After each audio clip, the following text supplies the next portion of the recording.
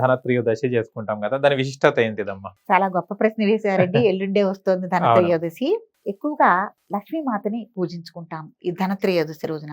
ఎక్కువగా మీరు చూడండి, వ్యాపారస్తులు వ్యాపారస్తులు మార్వాడీలు అందులో ఈ ధనత్రయోదశి పూజని, తర్వాత ఉత్తరప్రదేశ్ వాళ్ళు కూడా ఈ ధనత్రయోదశి పూజని విశేషంగా ఇదిగా చేయటం అనేది జరుగుతుంది. ఈ ధనత్రయోదశి పూజ వంశపారపర్యంగా కూడా వంశాల వాళ్ళు కూడా చేసుకోవడం జరుగుతుంది. ఇప్పుడు అందరూ మేల్కుంటున్నారు, అందరూ చేసుకుంటున్నారండి. ధనత్రయోదశి పూజని ఉదయాన్నే మనం ధనత్రయోదశి పూజకి కావలసిన సాధన సామాగ్రి, పూజా ద్రవ్యాలు అన్ని సమకూర్చుకొని కుటుంబం మొత్తం కలిసి చక్కగా పండగలాగా చేసుకునే మంచి పూజ అనమాట. ఉదయం అంతా పగలంతా ఉపవాసం ఉండి సాయ సంధ్యాకాలంలో ఒక బ్రాహ్మణ్ణి నియమించుకుని లక్ష్మీదేవికి యథావిధిగా లక్ష్మీ పూజ చేసుకుని ధనత్రయోదశి వ్రతాన్ని ఆచరించుకోవాలి. మనకి లక్ష్మీ అనుగ్రహం కటాక్షం కలగాలి అంటే, లక్ష్మి అంటే డబ్బే కాదు, ఆరోగ్యం మహాభాగ్యం అన్నారు. ఆరోగ్యం, పిల్లలు, ఇవన్నీ సిరి సంపదలు, అష్టలక్ష్ములు అంటారు కదా. ఆ అష్టలక్ష్ముల యొక్క అనుగ్రహం కలగాలంటే ఈ ధనత్రయోదశి రోజున విశేషంగా మనం పూజ చేయాలి. ఈ ధనత్రయోదశి రోజునే మనం ఎందుకు చేయాలి అని అంటే, పాల సముద్రంలోంచి లక్ష్మీదేవి ఈ రోజుని ఉద్భవించింది అని అంటారు. తర్వాత ఇదే రోజున మనం ధనలక్ష్మికి అనుసంధానమైన కుబేరుణ్ణి కూడా మనం ఆరాధన చేసుకోవటం అనేది జరుగుతుంది. కుబేరుడికి కూడా మనం పూజ చేసుకోవటం అనేది జరుగుతుంది.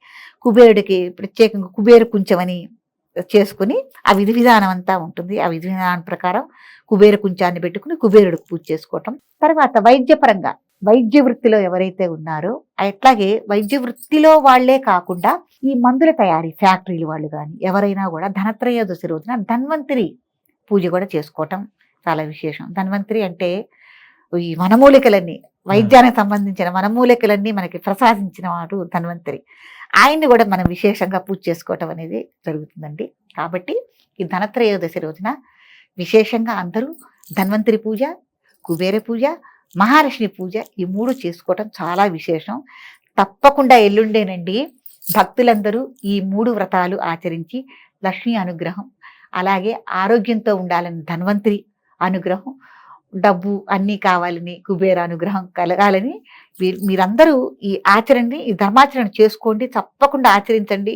ఇప్పటికైనా మేలుకుని తొందరగా ఎల్లుండే కాబట్టి తగిన పూజా ద్రవ్యాలు అన్నీ ఏర్పరచుకుని మీకు దగ్గరలో ఉన్న బ్రాహ్మణ్ణి మీరు సంప్రదించి చక్కగా ఈ పూజ చేసుకోండి.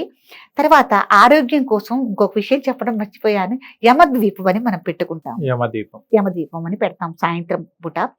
అసుర సంధ్యా కాలంలో మన గుమ్మానికి కుడివైపున యమద్వీపం అని పెట్టుకుని యముడికి కూడా మనం పూజ చేసుకోవటం అనేది జరుగుతుంది.